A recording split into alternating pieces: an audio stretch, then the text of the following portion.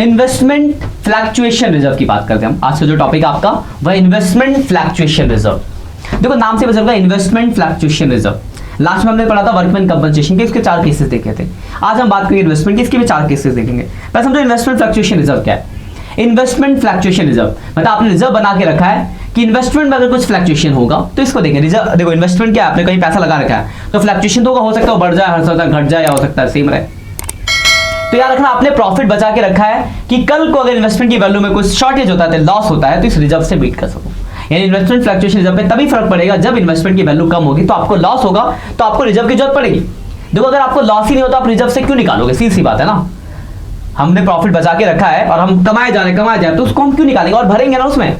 निकालते कब है, जब बुरा टाइम आता है। तो जब इन्वेस्टमेंट घटेगा तभी रिजर्व पे फर्क पड़ेगा, वरना रिजर्व को बांट दिया जाएगा। सीधा सा दिमाग में रखना है कॉन्सेप्ट। मैं बाकी मैं प्रैक्टिकली क्वेश्चन करा के आपको दिखा देता हूं, चीजों को आप अच्छे से और क्लियर कर पाओगे। तो पहला केस की बात अगर हम करें तो आपके पास बैलेंस शीट में इन्वेस्टमेंट फ्लक्चुएशन रिजर्व दे रखा, मान लो 10,000 का। इधर की साइड इन्वेस्टमेंट दे रखा है 1 लाख मान लो, और नीचे लिखा है 2 बातें हो सकती है। पहला, या तो इन्वेस्टमेंट दिया ही नहीं, इन्वेस्टमेंट नॉट गिवन, मतलब यहां मैंने लिखा है ना क्वेश्चन में, हो सकता ना ही हो। या फिर दूसरा, इन्वेस्टमेंट है पर नीचे लिखा है no change in value, no change in value of investment, मतलब इन्वेस्टमेंट की वैल्यू में कोई चेंज नहीं आया। मैं अच्छे से बोल देता हूं, दोबारा देख लो तो जल्दी में थोड़ा टेढ़ा सा हो गया। पहला पॉइंट है कि इन्वेस्टमेंट आपको यहां मान लो दिया ही नहीं होता, ठीक है, पहला पॉइंट तो ये है। या फिर दूसरा पॉइंट है कि इन्वेस्टमेंट दिया तो है उसमें कोई चेंज नहीं हुआ। तो देखो चाहे इन्वेस्टमेंट की वैल्यू दी ना दी हो या फिर दिया पर कोई चेंज हो, तो फर्क बात ही की है, तो इन्वेस्टमेंट को तो चेंज पड़ा ही नहीं। तो ये रिजर्व क्या करोगे आप, इसको बांट दोगे। तो पार्टनर्स कैपिटल अकाउंट में रिजर्व आपका क्या होगा, बढ़ जाएगा। यहां बांट देना। इस क्वेश्चन लेके चलते हैं कि एक्स वाई पार्टनर है, 1:1 का रेशियो, जेड 1/5 से एडमिट हुआ,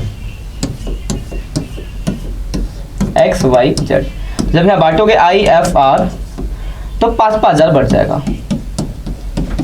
एंट्री क्या होगी, तो इन्वेस्टमेंट फ्लक्चुएशन रिजर्व था 10,000 का, to X capital to Y capital, 5,000। तो सिंपल है, देखो क्या आपके पास इन्वेस्टमेंट फ्लक्चुएशन रिजर्व दिया 10,000 का, पर इन्वेस्टमेंट की वैल्यू या तो दी नहीं है या फिर दिया उसमें कोई चेंज ही नहीं हुआ, तो आपके इन्वेस्टमेंट फ्लक्चुएशन रिजर्व पे तो कोई फर्क पड़ना नहीं है, तो कोई फर्क नहीं पड़ा, तो आपने इसको बांट दिया। जिट इज क्लियर बात, पहला पॉइंट। दूसरे पे आते हैं।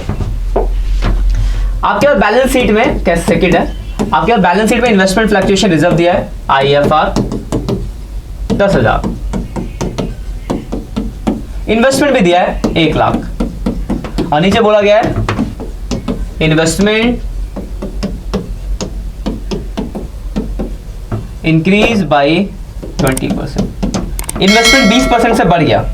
एक बात बताओ, इन्वेस्टमेंट की वैल्यू अगर 20% 20,000 रुपए बढ़ जाती है तो इन्वेस्टमेंट के बढ़ने से आपके रिजर्व पे क्या फर्क पड़ेगा, बोल के सर कोई फर्क नहीं पड़ेगा, रिजर्व तो बना बुरी टाइम के लिए, लेकिन बढ़ रहा है तो अच्छा टाइम आ रहा है, तो रिजर्व पे क्या फर्क पड़ रहा है। तो सीधी बात है, कोई फर्क नहीं पड़ना है आपका। तो देखो रिजर्व को क्या करोगे, एज इट इज बांट दोगे। तो रिजर्व को कैपिटल अकाउंट बनाओगे, पार्टनर्स कैपिटल अकाउंट,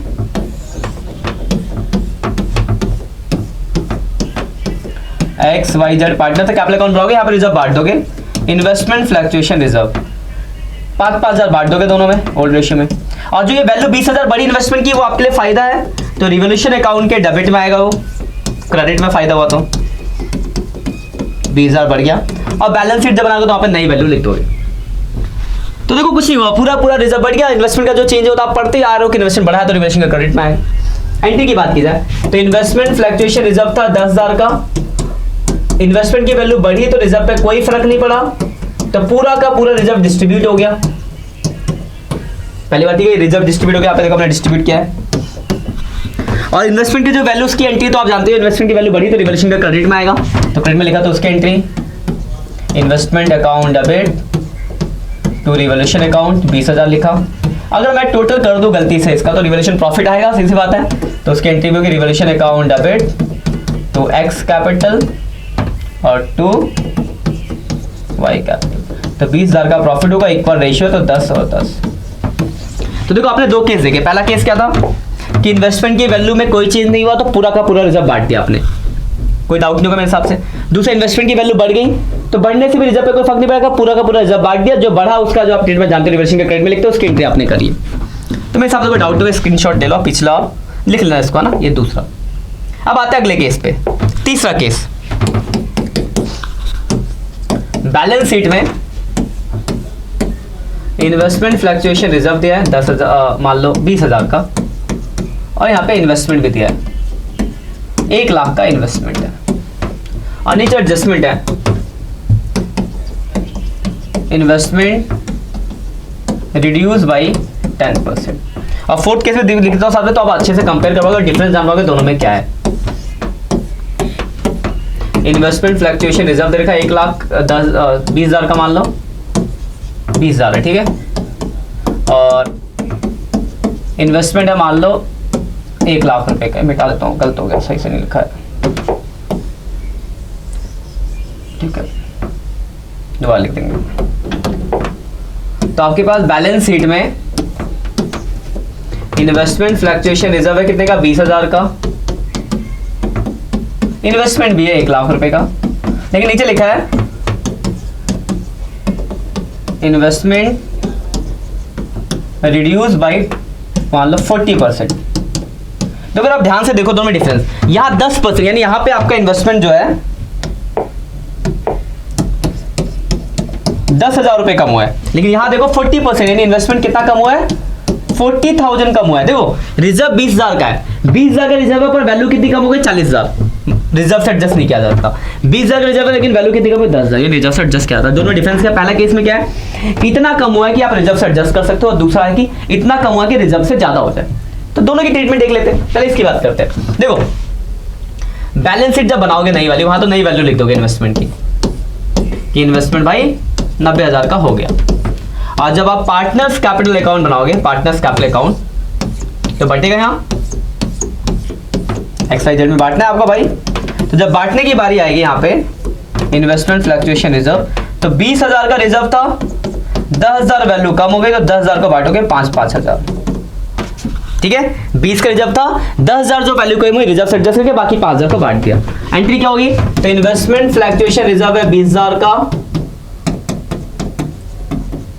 इन्वेस्टमेंट कम हो गया 10,000, और बाकी जो रिजर्व बच गया वो एक्स कैपिटल और वाई कैपिटल में आपने बांट दिया 5,000, क्योंकि रेशियो इक्वल है, सैक्रिफाइस ओल्ड रेशियो होने पड़ता है। देखो यार 10,000 इन्वेस्टमेंट की वैल्यू कम हुई और आपके पास रिजर्व है 20,000 का, तो आपने क्या करा, 10,000 कम होने के बाद नई वाली वैल्यू तो बैलेंस शीट में लिख दी, सीधी सी बात है। 10,000 कम हुआ लेकिन रिजर्व 20,000 का, तो आपको रिवोल्यूशन में लिखने की जरूरत नहीं, क्योंकि आप रिजर्व से एडजस्ट कर सकते हो। तो 20 में से 10,000 आपने रिजर्व से एडजस्ट कर दिया, बाकी जो बचा रिजर्व उसको बांट दिया। क्लियर बात, थर्ड केस।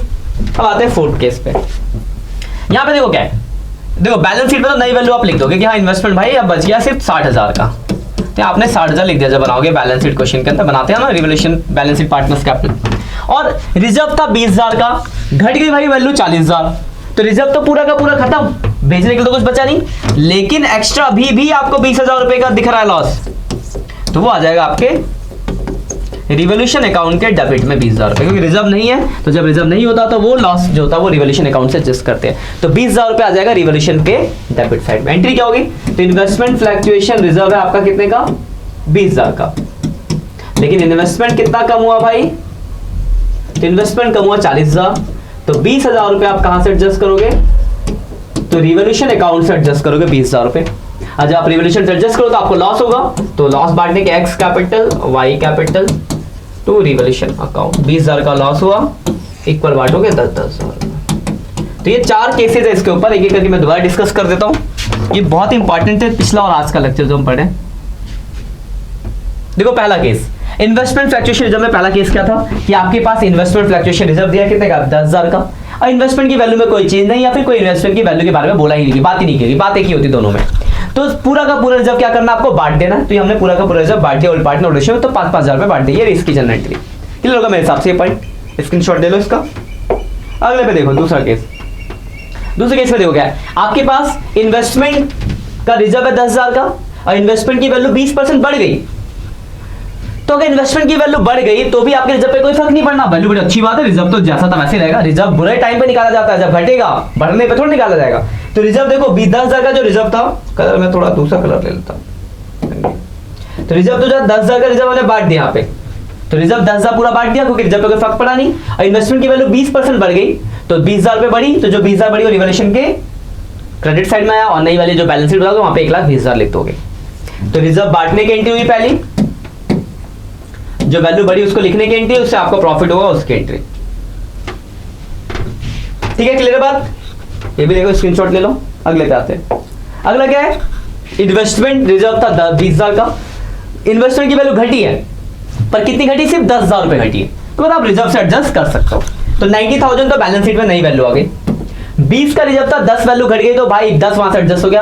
अभी सिर्फ 10,000 का ही रिजर्व बचा है बांटने के, तो 10,000 के रिजर्व को बांट दिया 5,000 रुपए। ये रिस्क एंट्री। 20,000 का रिजर्व, 20,000 का आपका रिजर्व है, 10,000 इन्वेस्टमेंट से कम हो गया, 10,000 तो 5,000 रुपए आपने बांट दिया, मिट गया था। ठीक है, अब चौथा केस। चौथे केस में क्या है? इन्वेस्टमेंट का रिजर्व जो 20,000 का है, लेकिन इन्वेस्टमेंट की वैल्यू वाली चीज 40,000 घट गई, रिजर्व ही नहीं है इतना एडजस्ट करने के लिए, जितना रिजर्व था उससे ज्यादा वैल्यू घट गई। ये आखिरी केस। तो क्या करोगे आप? तो जितना रिजर्व था उतना तो रिजर्व से एडजस्ट हो गया, मतलब नई वैल्यू आपने 60,000 बैलेंस शीट में लिख दी।